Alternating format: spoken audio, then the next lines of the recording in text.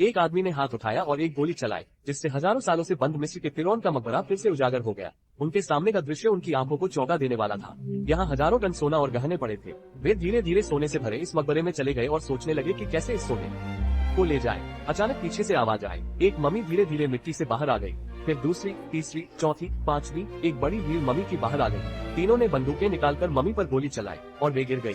क्या आप सोचते हैं कि शाओलिन मंदिर के 18 कांस्य पुरुषों में बदलने वाली मम्मी इतनी कमजोर है?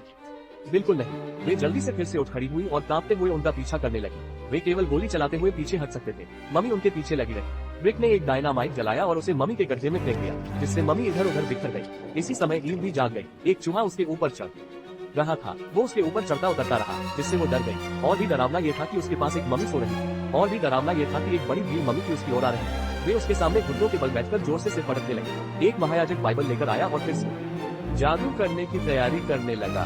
वो ईव के शरीर को एक बर्तन के रूप में इस्तेमाल करके अपनी मम्मी में बदल चुकी प्रेमिका को पुनर्जीवित करना चाहता था। महायाजक ने बाइबल के मंत्र पढ़े। मम्मी का शरीर कांपने लगा और धीरे धीरे जागने लगी। उसने अपने पास के कपड़ों की ओर देखा, जैसे कि वो इस शरीर से बहुत संतुष्ट।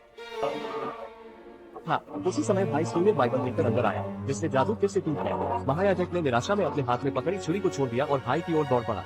रिक ने चुपके से एक तलवार उठाई और कपड़े के गाउन को काट दिया। मम्मी जो रक्षा कर रही थी, वे चारों ओर आ गई। वे रिक की हरकत को रोकने की कोशिश कर रहे थे।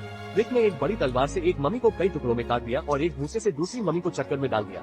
बड़ी मुश्किल से उसने इस जीव को भगाया। वो अपनी प्रिय महिला के सामने कुछ कहने का मौका भी नहीं पा सका, जब एक आधी मम्मी ने उसके पैरों को पकड़ लिया। रिक जमीन पर गिरी हुई हथियार तक नहीं पहुंच सका। पीछे से एक और मम्मी ने उसकी गर्दन पकड़ ली। रिक के लिए आगे पीछे करना मुश्किल हो गया। तीसरी मम्मी एक पत्थर की पटिया लेकर उसकी ओर आ रही थी। जीवन मृत्यु के इस क्षण में एक मजबूत हाथ रेंगता हुआ आया। लगता है कि वो पकड़ना चाहता है जमीन पर पड़ी तलवार को। पत्थर का आदमी रिक के और करीब आ रहा था। उसने अपने हाथ में पत्थर की पटिया को ऊंचा उठाया। उसी समय टूटे हाथ ने तलवार की मुंह को छू लिया। रिक ने टूटे हाथ को पकड़कर एक तलवार से पत्थर के आदमी की दोनों टांगें काट दी। पत्थर का आदमी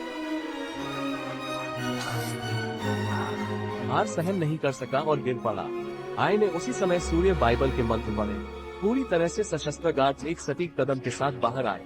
वे सबके सामने आए और एक आक्रमण की मुद्रा में खड़े हो गए।